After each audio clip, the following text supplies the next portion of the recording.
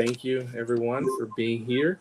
As we've been discussing this morning, the Global Reading Club is one of the different projects that we offer here at Kidlink.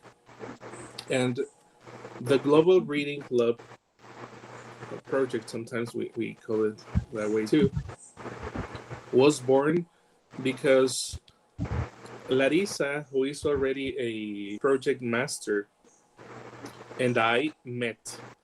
And we met because of reading. We were the winners of a scholarship of the Reading Foundation, Extensive Reading Foundation, and that took us to Tokyo in the summer of 2017. And over there, having all these talks and projects, listening to what all the countries were doing, and being us lovers of books and promotion of books and the reading for pleasure, we decided to create something that had the Kidlink spirit in it. So I started participating with Larissa in Doves for Peace, and definitely we understood that the Global Reading Club was made for Kidlink. That's just an image from that period of time. And we understood that we are always promoting reading because, as Wilde said it before, it's what you read when you don't have to that determines what you will be when you can't help it. Knowing that we all are the products of what we read, we thought it is important to have students, especially in public schools where books in a second language or a third language are not very well existing. We thought that the promotion through our club, through these free activities, would help foster the reading as pleasure. Now, we know that some schools have the material. They have great libraries with tons of books, but we know that some of them don't. So we understood that the books can come from different sources. They can be electronic, they can be graded readers, which are special for the learners of a language, being whatever the language is. In this case, obviously, we are focusing on English, which is the lingua franca of the project, as Kidlink's projects are. So we know that the reading was just, or this project is the pretext to continue what Kidlink is about, which is overcoming cultural barriers, exchanging cultural experiences, and having a cross-cultural communication and collaboration. Now, as you already know, extensive reading is focused on students picking up what they want to read. So it is important to talk about what they want to read because it's what drives them to work on the project. And that is why it is important to know how available books are in schools. So as you can see in the picture, sometimes you can find books in your school that are the mother language. Sometimes you find them in English as well. If not, you can get donations. There are several actions to get books for your library, but then students go and find a book of their choice. I just want to clarify that in our school, because of the extensive reading project that we've been having for some year now, we actually have a very specific library in English to promote the reading of English. That's why they can get to choose books in English. But that is not a regular space in our classes in Mexico. Now with these, when students choose what they want to read in all these places, we understand that they have similarities. As a professor from India was saying, exactly, we are exactly the same, uh, probably with the obstacles, with the motivation, with the things that we need to overcome as students and as teachers. We are the same all over the world.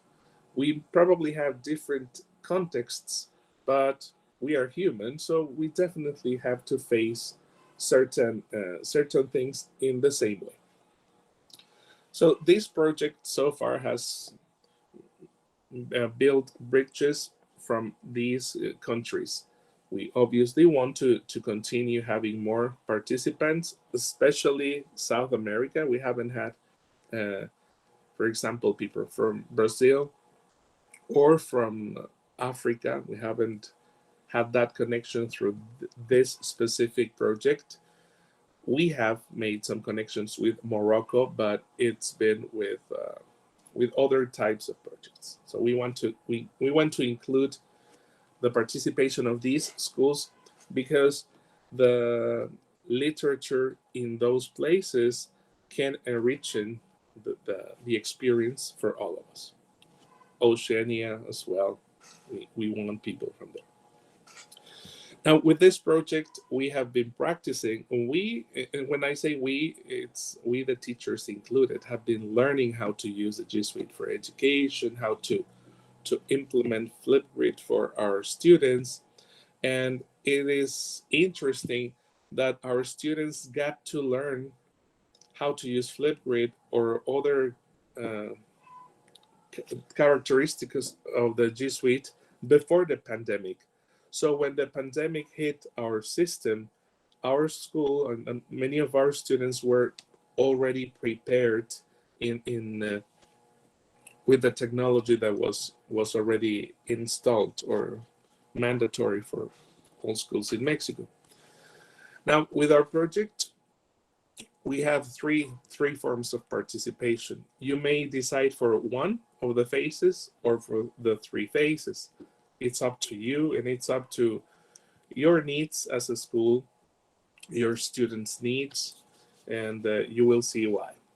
Now, for phase number one, which starts in autumn, it runs until or through December, sorry. Then the second, which goes from January to September of the other year. And the phase three, which goes from July to the full year. Now, we have only had one class, which was actually a Mexican class that happened to be on phase three, and then a school from Russia as well that worked for phase three, which was the whole complete year. But we have had more people coming for one phase or for two phases, depending on their requirements. Now, what is it that each phase has? For the phase one is students participate on our Facebook page, and they use Flipgrid as a means to describing the books they read, telling us about their favorite picks, and replying to the videos that they see from another class.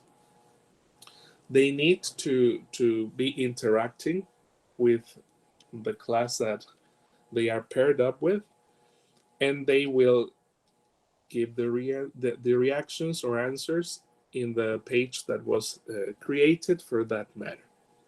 So as you can see here, we have two grids. The first would be my favorite book is, so they talk about the book, and then the second would be the most preferred genre is, sorry, the most preferred genre in, then they describe the country or the school is. So in this first phase, students get to read and understand the main or get the gist of the book so that they can use English as a means of communicating their preferences. But then, as they all have a preference with the books, they make kind of like small statistics and they create a graph that shows what their most preferred genre is in their school, for example.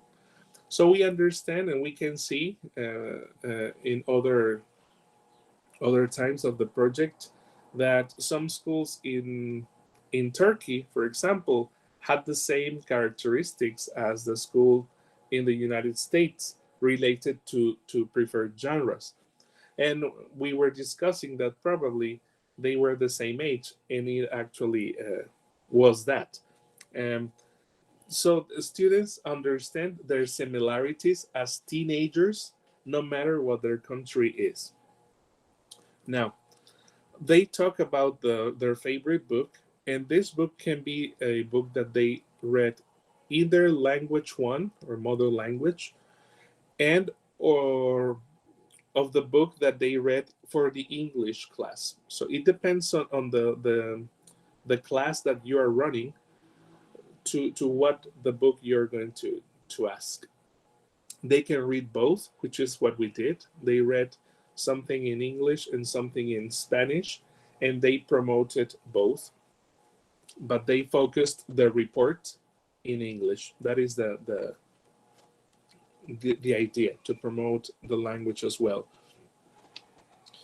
And here is an example of what the favorite genre was. They created some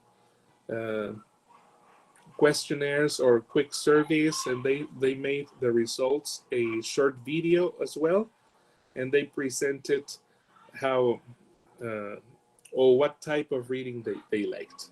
Drama and horror were the most preferred, and then the other one was romance. And well, I'm talking about teenagers, and then romance is definitely present in that time. Now that is for the first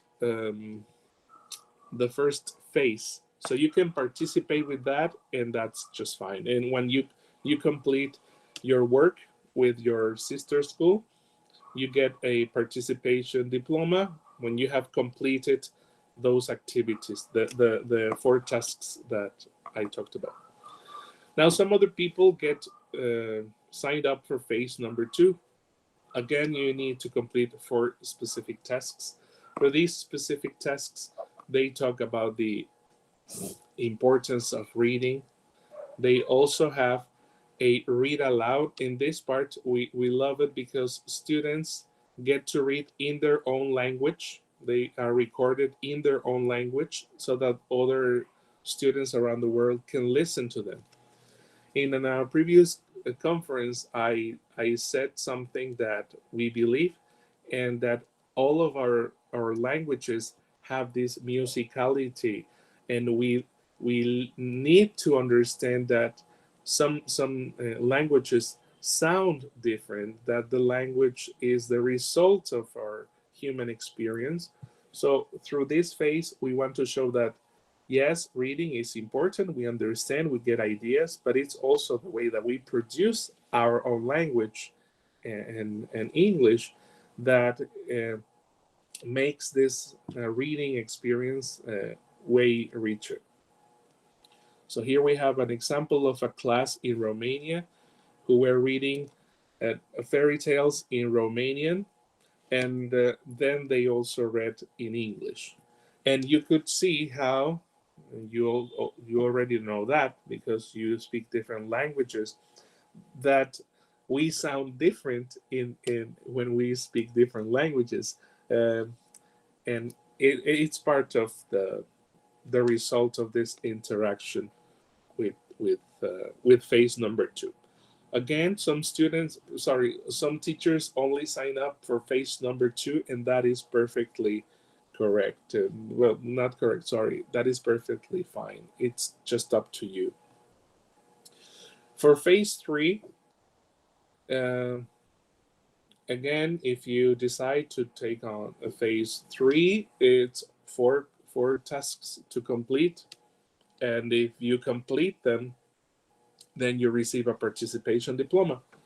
Now, these participation diplomas are definitely, we make one for the teacher, the person who signs the class, and we send out a blank one so that you can make sure that each of the participants receive one. So it's one for you, a teacher, and then another is blank so that you can write the names of your class, of your students, and you can give one to each. Um, I know that some of our countries have very, very large classes. Here in Mexico, we get 55 to 59 students per class. So probably you can get that blank diploma and make photocopies in your school, and you hand them out. Okay, that's perfectly fine. Now for this phase 3, in brackets you can see that it is 3 parts that are involved, which is the Kidlink net, then the Facebook project page, and the email. Now, why the email? Because there is something involved now, and we thought that it was the result. If you read, you keep on reading, but eventually you will write. And we have realized that some of our students, the readers, the ones that we already see that are reading, they get to write maybe poems, maybe short stories, maybe messages, or they love tweeting, or they love posting on Instagram or Facebook or wherever they have the opportunity to promote their thoughts, because we know that it's we want to be heard, we want to be seen, and they are through this phase. We get these videos. They are actual videos that those 2 writers gave the project to talk about how to write. It was just like guidelines. Michael Freeman, he is the author of some of the greater readers that we have in our schools. He's based in Italy. I don't remember exactly the name of the city now. Sorry. He's from England, and we met him in Tokyo as well.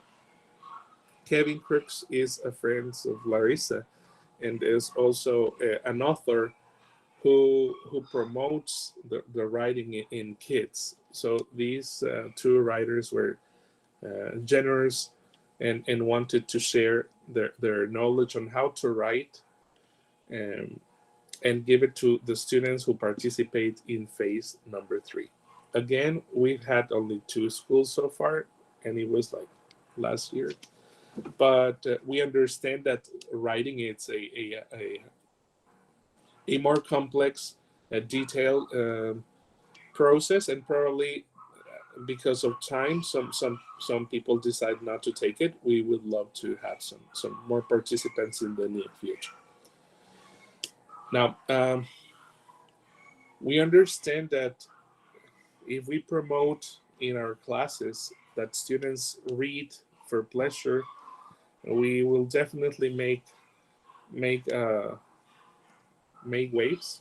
Make no, I'm sorry for the expression. I don't recall it now, but it is something that impacts in a local way. But if you do the same in different classes all around the world, we can probably have a larger impact. And if only one student starts reading more and starts writing more, then I think it's been well invested. Every single moment you've been on the project. Now, so far, this is it. Like three stages that you may get into separately. But as I said before, and I was telling you that Kidlink projects are aligned because all of them are promoting the creativity, collaboration. They definitely meet in certain ways.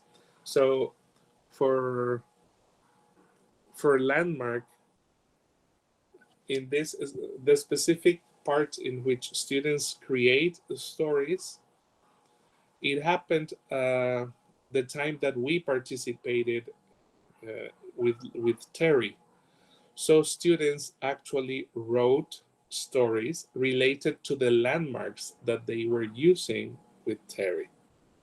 And it was interesting to see those short stories created by that group that participated in the other. With other classes, we aligned it with Doves for Peace, which you know is Larissa's project, and they created some books on Book Creator, and they made small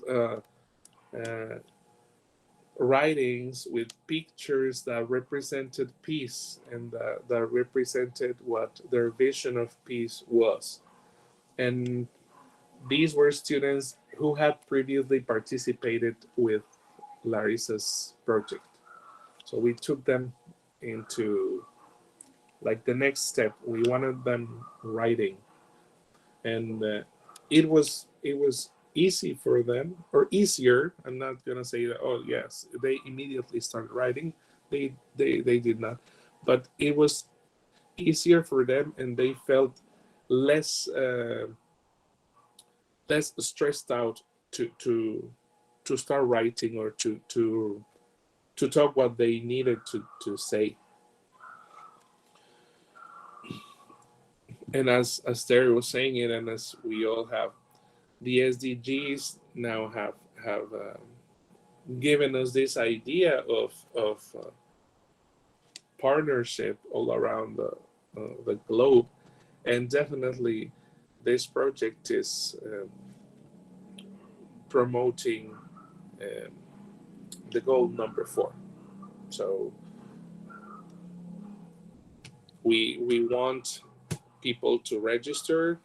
We want them to pair up with classes, and that they have an experience. They make students experience reading, not in an intensive way, which we have already done. Intensive, we select the book for the student, and that's beautiful as well. But we want students to experience the extensive the extensive reading, which is reading for pleasure, and that they choose what they want to read. So that is our GRC project, and you're very welcome. If you want, you can go to kidlink.org, browse the pages, and we get in contact with you so that we can pair the teams and have more participants every time. Thank you very much. So Hugo, is this also, you have a page on kidlink.net also, don't you, that leads to this? Yeah, we do. That's what I thought, right, yeah. And we have the links to the registration forms. Let us know, because this is a co-led, is that what you call it? Co-led project, because it's both Larissa and I. So we both manage the project. Uh-huh. And for synchronicous meetings, we understand the time differences. So generally, she gets to contact more with time zones that are closer to hers, and then I get to work with the closer time zones that I have. For the live sessions, but if not, we can assist, and we love assisting anybody when they contact us. Thank you, Hannah.